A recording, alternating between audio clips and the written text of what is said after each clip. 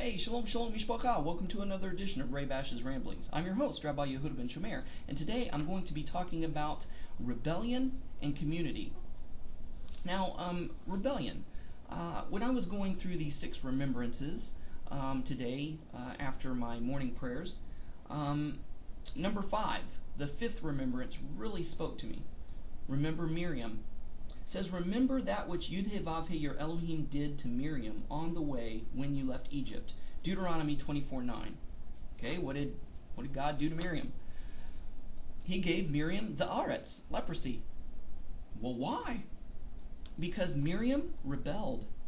Miriam's name actually means rebellion, and she rebelled against Moshe, her younger brother. She rebelled against Moshe's authority. Number 1, she started complaining about his leadership style and didn't agree with a lot of the decisions that he made. And then second of all, she rebelled in speaking Lashon Hara, speaking slander, gossip, evil about the Ethiopian woman he decided to take as his wife. And so in this rebellion, God said, you have rebelled against the God-given authority that has been placed over you. Yeah, you may be Miriam, the older sister of Moshe. Moshe may be your little brother, but I have ordained him to be the leader of all of Israel, to be the patriarch, and you're rebelling against him. You're speaking Lashon Hara, slander. So Yud-Heh-Vav-Heh allowed her to contract leprosy. And as a result, she had to stay outside of the camp because she's unclean. And then after she repented, she was healed, and she had to wait until the designated time where Aharon, her younger brother, would come and pronounce her clean. Says, yes, the Za'aretz is gone for good. And she made the whole camp of Israel wait on her because of her rebellion. And then after she was healed and cleansed and declared clean, the camp pulled up the stakes and moved on to the next place. Ironically enough, Yeshua's mother's name is Miriam. Well, how can the mother of the Messiah's name mean rebellion? Well, look, rebellion is neutral. Rebellion is neither good nor evil. It's how you channel the rebellion, what you do with the rebellion, which makes it good or evil. I gave you an example through Miriam, Moshe's sister, of how rebellion is bad. It's the same kind of thing that happened when God told Israel, okay, you're at the edge of the promised land, go and take the land. Nuh-uh, God, you got to be kidding me, there's giants in the land. No. Okay then, wander in the desert for 40 years, see if I care. You know, you rebelled, this is what you get for your rebellion.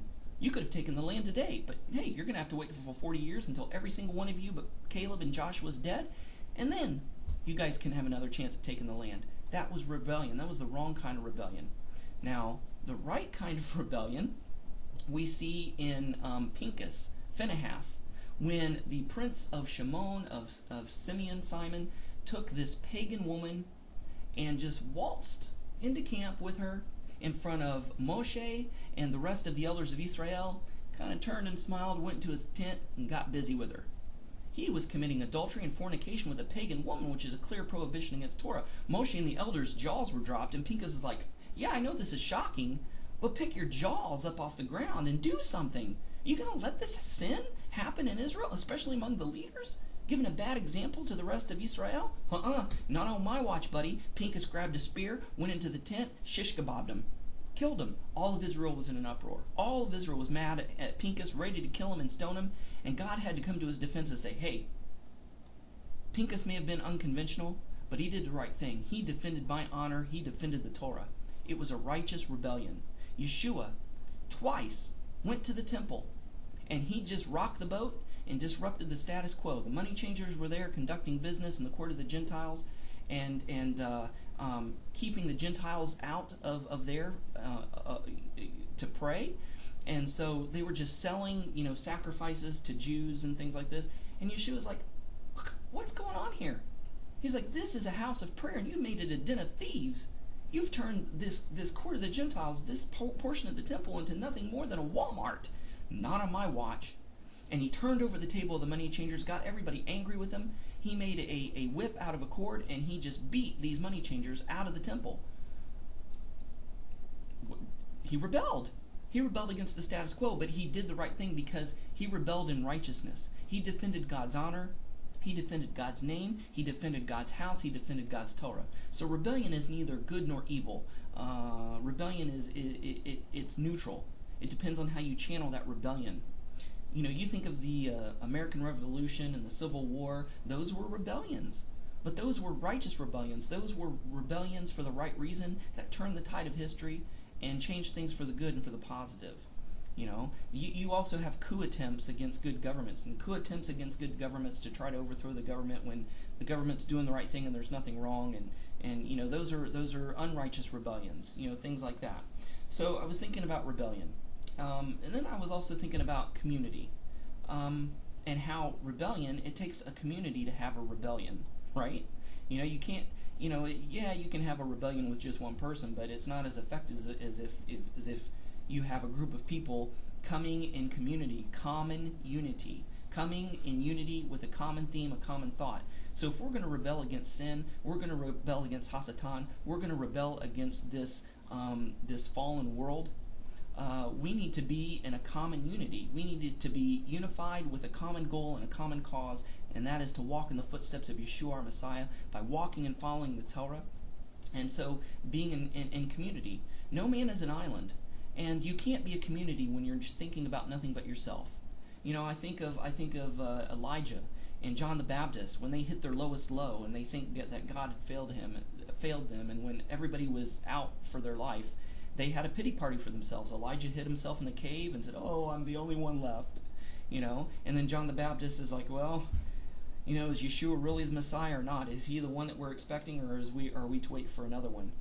And they were throwing a pity party. And it wasn't until they stopped their whining and complaining that God spoke to them. It wasn't in the fire and the thunder and the earthquake that Elijah heard God. It was in the still small voice and the quiet. It wasn't until John the Baptist stopped complaining and whining and kvetching that he got his answer. And so they were rebelling by having a pity party. And they weren't in community. They weren't in unity. But if people come in unity, in a common unity, and stop caring about only but themselves and start caring about everybody else, then people's needs will be met and things will get done. If everybody was selfish and focused on themselves, nobody's needs would be met. Because you know what? I can't meet my own needs. I don't have all the resources to meet my own needs. But my brother may have the resources to meet a particular need that I have. And I need him. We need each other. We need community. So if we stop thinking about ourselves and start thinking about other people, start looking out for other people, if I look out for you, you look out for me, then everybody will be covered. Everybody will be taken care of. Everybody will have their needs met. We will have a common unity in common, that we are to meet each other's needs and look out for everyone else. You know what? I may have needs that I don't even know I have, because I'm so short-sighted and I'm biased and I'm looking on the inside. But somebody looking on the outside may be able to see me and see, man, he's got a need. And yet it may be a need that I don't know about, and he can meet it. And I'm like, wow, thank you. I never realized this. So that's my spiel today on community and rebellion. Hope you enjoyed it. Thanks for watching. Shalom and Shavuot Tov. Bye-bye.